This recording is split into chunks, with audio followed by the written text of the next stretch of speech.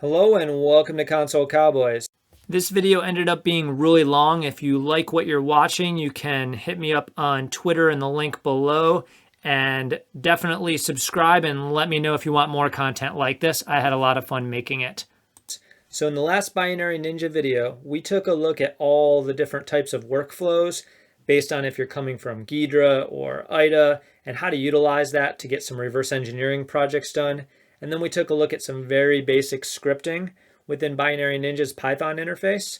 What we're going to do in this video is we're going to dive much deeper into the scripting and how to take what's in your head as far as what you're trying to do, fumble through the code, utilizing what Binary Ninja has to offer to figure out how to write that code by yourself without always having to reference the API, which, while very thorough, it's not a tutorial. So just for example, if I open this up and scroll down through, you're going to see a lot of function definitions and what those parameters are, and then just a little bit about it. But it's not a tutorial. Now, there are some examples in here.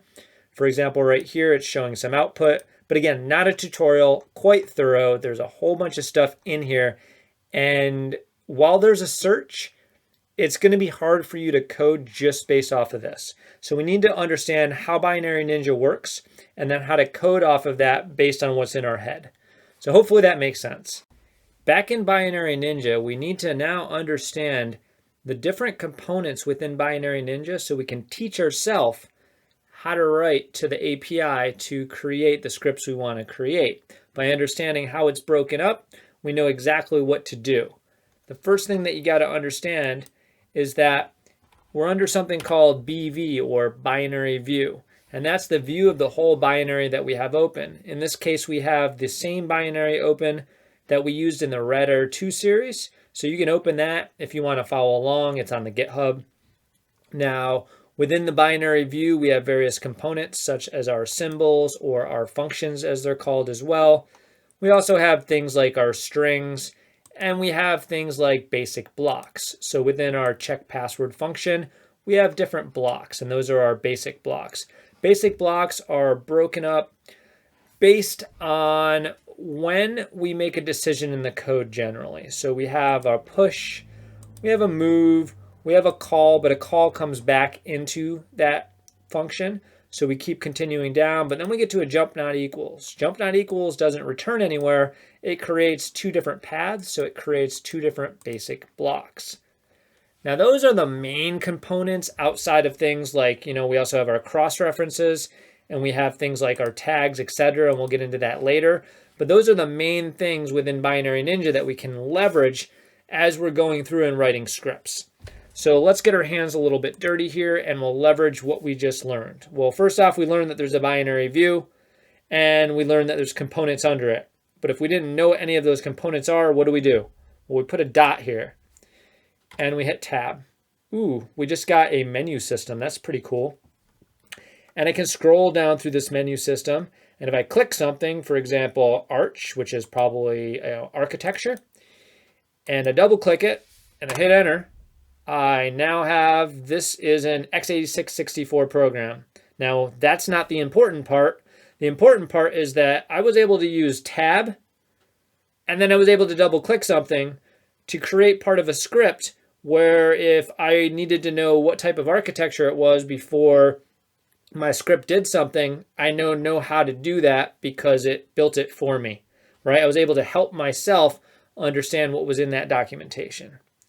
And that's kind of the process that we're going to use here and build up pretty advanced scripts as we go on that are using a lot of functionality.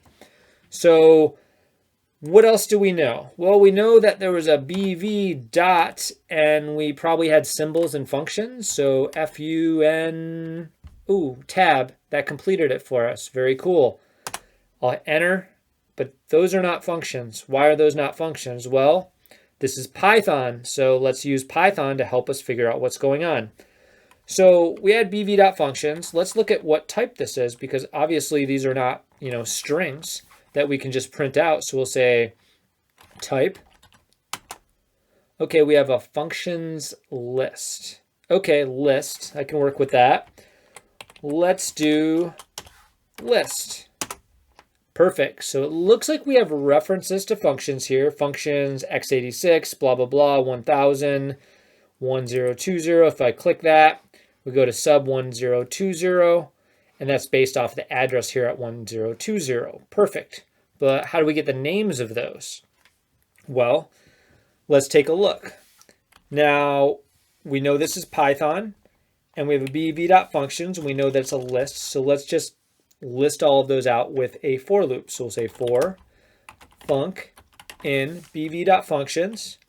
This is just typical Python stuff, which you guys should understand because you're doing a Python scripting thing with Binary Ninja. But if not, you can just follow along direct with me and you'll figure it all out anyway. It's not going to be too hard. So we'll say, let's print out our func. And there you go. So here are all of our functions. Now, one thing you should take note here is, well, func is a function within functions. So there's probably a dot there we can use. So let's say dot tab. Yep, and there is. And if you scroll through here, you can do all kinds of various things. Like we can get the architecture of just this function. We can get the callers or the callees, like who this function is calling, where it calls out to, etc. And there's probably some other stuff like maybe there's a name. So let's see if we can get a name. Yep, I hit tab and it gives me a name. And there's just the names instead of the whole function definition. We just have the name of those functions, right? And we'll get into more deeper stuff on functions later, but I just wanted to show you a couple things. Now, the next thing to know is that there's some stuff with current, as in the current thing you're doing. So if I start typing in current, it will again give me a drop down if I hit tab. So I have like current view, current function, current basic block. Okay, cool. Let's take a look at this current functions. Current function is this sub 120. So you can go like that. And again, that is not the name, that is the address, but we know that there's probably a name here if we hit dot and then we start typing in name and we get the name of the function back, right? So it's understanding how to figure out what's there ourselves without looking at the documentation. Pretty cool, right? So let's build out something a little bit more comprehensive. So let's think about what we might want to do. Let's say maybe we ran, the Linux command strings on this thing, and when we did that, we saw that there was an access granted. So we're going to write a script that looks for access granted and tells us everywhere where that shows up within the code. So how do we do that? Well, we knew that BV has strings, so let's take a look at that. We can say bv.strings. Okay, so here's a bunch of string references. So let's just for loop those out. So we'll say for string in bv.strings. And let's print out all of our strings. So we'll say string dot. And what do we have here? We have start, which should be like the starting address. We have value. We have the type. So we'll just say value because we want the value of the string. And that gets us all our strings. Now we know that we want the access granted, so let's just use an if statement and let's look for that. So we'll say if granted, and we're not going to be very specific with like a regex. We're just going to say, hey, if a granted is in the string, so we're not going to look for the whole exact string. We'll say string dot value. And again, I just hit tab to complete that, so remember that's there. And we'll say, let's print out our string.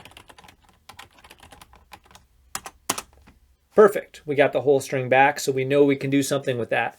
And what we want to do now is we want to get the references of everywhere where that string ends up. Now, how do we do that? Well, let's get rid of this print because we don't need to print it out anymore. We just need to find the references from it. Say for ref, which is a variable I'm creating, in bv dot, and I want to get something, so let me type in get. And if you start scrolling through here, you can find various things like get callers, get callees, get code refs from, get code refs. There's just a, right here, get code refs and then address, okay, and then some optional parameters. So let's say get code, and I hit tab and it completes it. And I need the address. So it's probably going to be string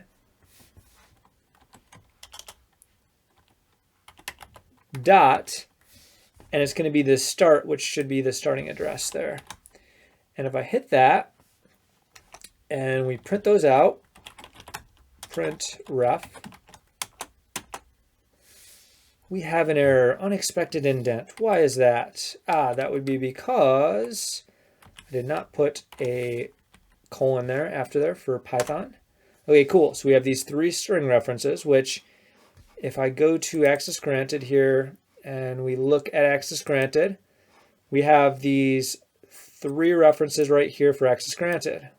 Within here, in there, and down there. So it's these 3 lines right here, reference access granted. So we have the proper things back. 5D 6467, 5D 6467, perfect. So what can we do with these? Let's think about this logically. What would we want to do with these? Well, let's say we didn't know what was in this binary and we had this linear view and we just wanted to scroll through here and see everywhere where that string was referenced in code just by scrolling through there. What we can do is we can highlight every line that we found. So this one is going to be a little bit more tricky because when I was using the dot and the tab, I wasn't getting back what I wanted. But I know that there's highlight because if you right click on the UI and you go down, you get a highlight instruction or a highlight block and you choose a color, let's say red. Right where we did that, we highlighted within here. And the rule is in Binary Ninja is in general, if you can do it in the UI, you can do it in the API. So we know that it exists, but I wasn't able to find it. So this is a time when I want to take a look at the API online to help me out, because in the end, we should be highlighting these 3 lines that showed up as our references automatically with our code, because we want to be able to visually look through all of here and go, oh, that's where it found, or that's where our code coverage was from a fuzzing attempt, or whatever it is that we're doing. We want to be able to scroll down and see what we want to see. What we know is that highlight exists. It's probably in the API, and we have a reference coming back to instructions within a function. So let's take a look at things within the API that might be useful. If I open up the API and we take a look at function and we search for highlight, so we hit Control F. We search for highlight, we get 40 matches back. I'm just going to scroll through here and look for an example of highlight doing something with Binary Ninja. So the first thing that we see is this current function, set user instruction highlight. So setting a highlight on an instruction. That sounds like what we want. Here, which is an address, and then a color. Okay, perfect. So let's grab this and let's try this out within our code.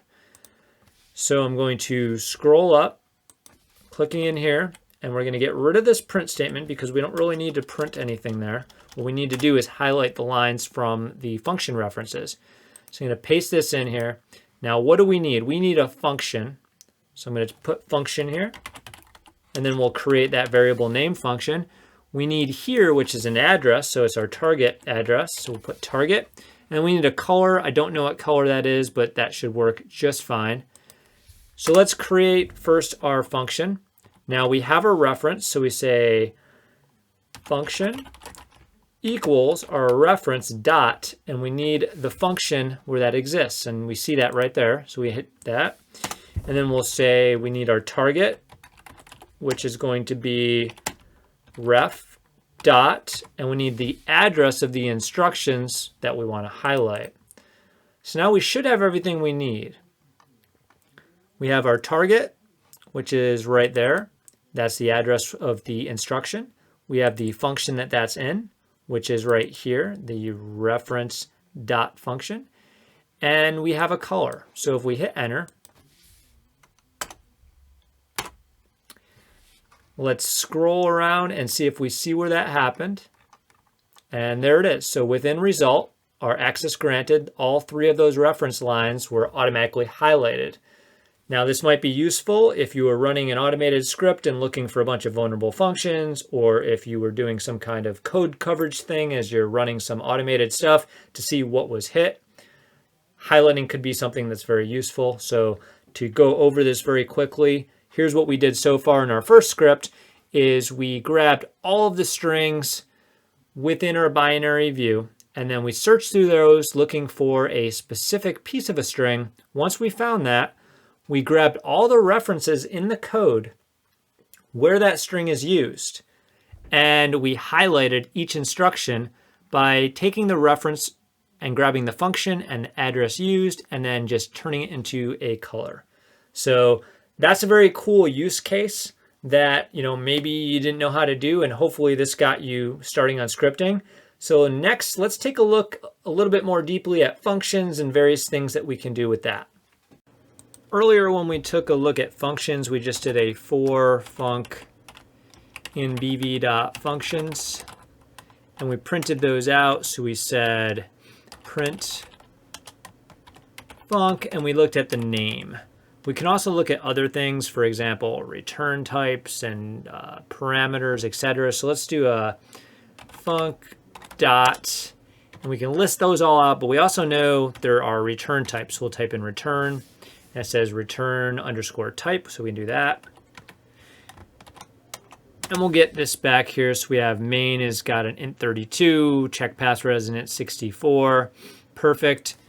And we can look at the variables of this pretty easily as well. So we'll say, okay, parameters, we get the parameter vars. And again, if you don't know what these are, just scroll down through the list after you hit tab. But you might want to be looking, for example, like a certain type of signature in a function that you're searching through when you're doing some kind of analysis. So you can grab all of these different components of the signatures of the functions.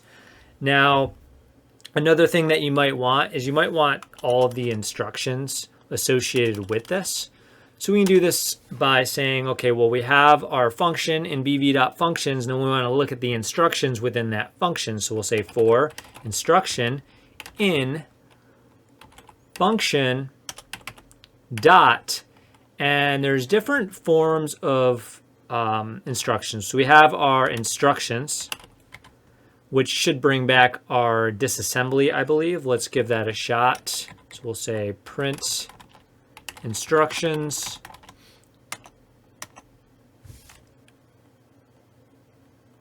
Oh, sorry, that was INST, my bad. So that brings back a bunch of instructions, but you know, that's kind of ugly, you know, all the assembly. So what we can do is we can clean those up a bit. So we have our disassembly up here. We have low level IL, and that has a little, you know, a little bit better output. If I go back to a graph mode on this, we can see our check password function in low level IL. Then we go to medium, it kind of shortens it up a bit. And we no longer have all these registers up here and then figuring out what's going in string compare. So with the disassembly, it's just like, okay, string compare is here, and then there's some stuff up here that's going into it. With the medium IL, you can automatically see, okay, RSI and RDI are being compared with string compare. And if we go down to the high level IL, it starts looking a little bit nicer. Where we see, okay, this actual value here plus this var13 is being compared with string copy, or being copied with string copy, and then these two are being compared. So that's a little nicer than trying to figure out, okay, what's going in there if you're newer to assembly. And we can also print those instructions out instead of the disassembly when we're searching for something. And it's actually a preferred way for you to do it in Binary Ninja. So how would we do that? Well, we have our func, and then we got HLI, and we can finish that off with HLIL, and then we could say dot, and we could do the instructions on that the same way we do it with the assembly. And we just go print again. We'll say instruction. And that should grab us something that looks a little nicer now. So now we have, you know, puts, result, etc., and these are all the values within the whole binary. So that's pretty cool. You can also do stuff with current function as well. So you could say something like, let's see, current function.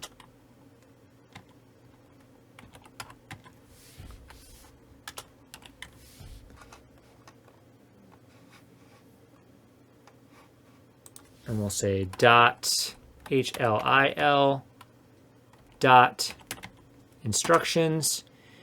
And that gives me a generator. And if I say, okay, well, generators are kind of like Python lists in the fact that we can use list on them and list stuff out. And then we start seeing high-level calls of the current function. So we're in this check password function. We have this var13 being string copied with Joshua right here, and then the access denied. So all the stuff from this function. But if we move to another function and we ran the same thing again, we are going to get different stuff out, right? Now we have our puts and our fgets, and we should see that down here. So here's our puts login, and we should see our fgets in here, fgets, buffer 7.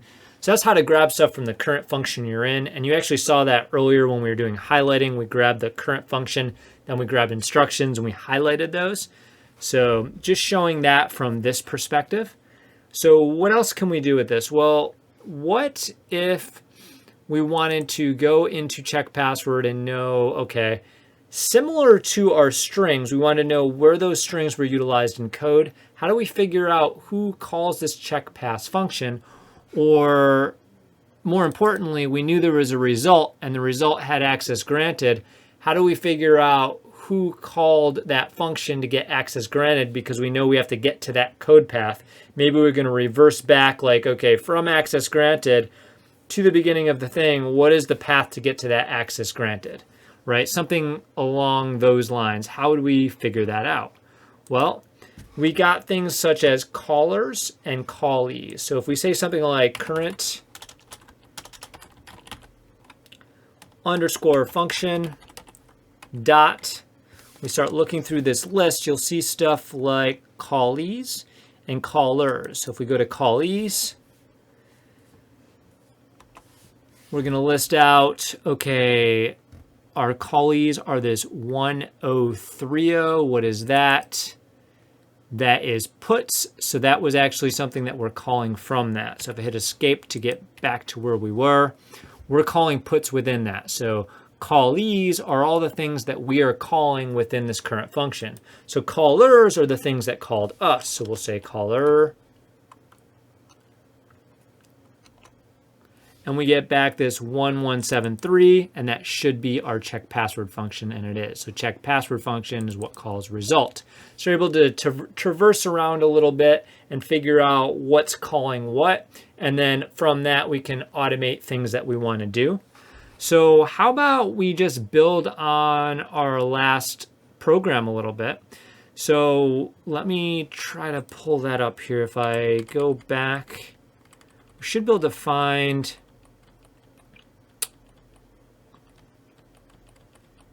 Okay, so here is our program from earlier that we were using. And if I tab this over, and let's say we are highlighting, and let's get rid of our highlight from before. So we'll go back into our disassembly so we see all of this. And I'm just going to say, let's get rid of all these instruction highlights. We'll say none. None. It'd probably be easier to do this programmatically, but I'm just going to click them for now. So we have that gone, and we still have our script here, and it's going to highlight these again for us. But maybe we want some additional information as well. So maybe we're going to say, we have our function. We could say for caller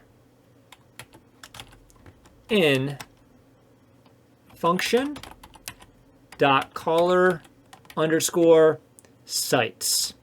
So that's kind of similar to what we just did. And we say print caller. And what we should get back is all the places that called the function that has our code that we highlighted in it. So if I hit that, it highlighted this again. And we are in this function right here, result. And this right here, this AE, should be our check pass function because we grabbed all the caller sites for it. Bam, right there. So we're in our check password. Now we should also be able to use that caller that I used a minute ago. There's different ways to do this. So we could say function.callers, and that also should give us the same result. I'm just showing you different ways to do that. So what that did is it just printed out check password, check password, check password. And the other way just gave us those references. So I guess depending what you were looking for, if you were looking for references to do further coding on, or just the functions that called the items that you highlighted, either one should work for you. So that's another way that you can utilize some of this information and build our script a little bit further. Let's take a look at a different aspect of functions. Let's say we wanted to find a function that had the most calls in it, so it was doing the most activity, because maybe we wanted to take a look at that first. How would we do that? Well, instead of typing in this little box, let's open up Visual Studio Code. That way it's a little easier to type this out. So what we want to do is we want to look through all the functions. We want to grab all the calls that that function is making, and then associate the number of those calls to the function name. So to me, that sounds like a dictionary. So we'll say caller info, and we'll make that a blank dictionary. And then we'll say for func in bv.functions. We already know how to do that. We're going to look through every single function. We're going to say, okay, let's grab our dictionary, and let's make the key func.name. So that's the name of our dictionary item. And then for the value, we want that to be the length of function.call_sites. So what we're doing here is we're saying, okay, well, in the last one we did caller sites, which is who was calling our function. Now we're saying, okay, what calls is our function actually making? And we're going to associate that with the name of the function and grab how many of them there are. So how many calls is this making on this function? So that's pretty self-explanatory, and we're putting that into the database. And then we're going to say, okay, well, now we want to print out the maximum value within caller info.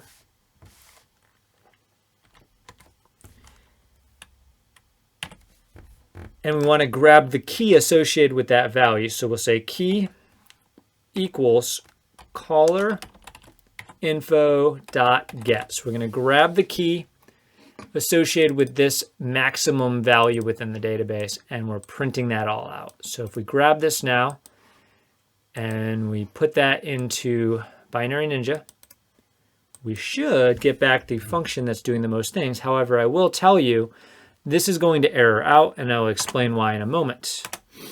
So this is saying that there's a syntax error on print, and the reason for that is in Binary Ninja, if you have a script and you have all your code, and then all the way to the left at kind of like the root level, you have a print statement without a space between it and the previous code. For some reason, it just errors out. So what we need to do is we just need to create a space between that, and it should give us back our value. It says key is an invalid keyword argument for print. So let's take a look at that real quick here. We'll see what's going on. So what do we got? Extra parentheses right here, which should be at the end, and that should fix our error there. So we'll paste that back into Binary Ninja. That was just a Python issue. We'll make that space again, and we will hit return, and we get back check password. Okay, so it's saying check password has the most calls. I see 1 and 2 and 3. So I see 3 calls in here. Let's kind of verify that and change our script up a little bit to print that out. So what we're going to do is just get rid of this statement, and instead we'll just print out the whole dictionary. So we'll say print caller info, and that should show us all the numbers associated with the values here. So let's do that. Copy this again, and we'll paste. And we have a print caller info error. Why is that? I can take a guess at what that's going to be. So if we look at Visual Studio Code, we have 4 dots right here instead of a blank line.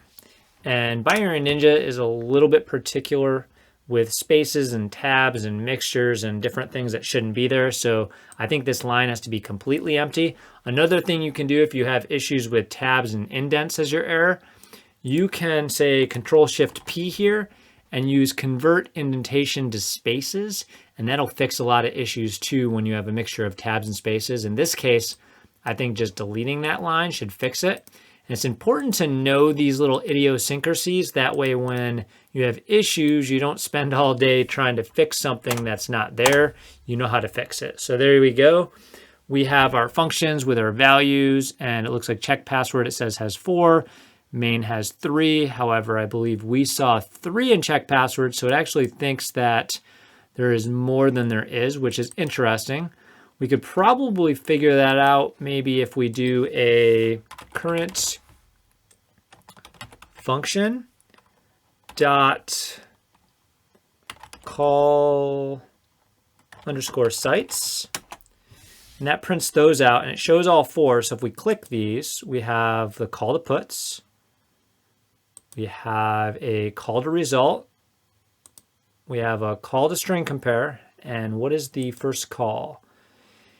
It looks like it just thinks that this moving this value into this dword var13 is a call. So let's bring this down to high level assembly. Might give us some more information. 7F, so var13 int no. Interesting. So I'm not quite sure what that is. It's just really having something to do with a variable, but it thinks it's a call. Just some kind of weird error. But anyway, that is how we counted up which was the most busiest one. In this case, it would have been main or check password. They both had 3 legitimate ones, but it helps us narrow down what those are and teaches us a little bit more about scripting various details of these functions.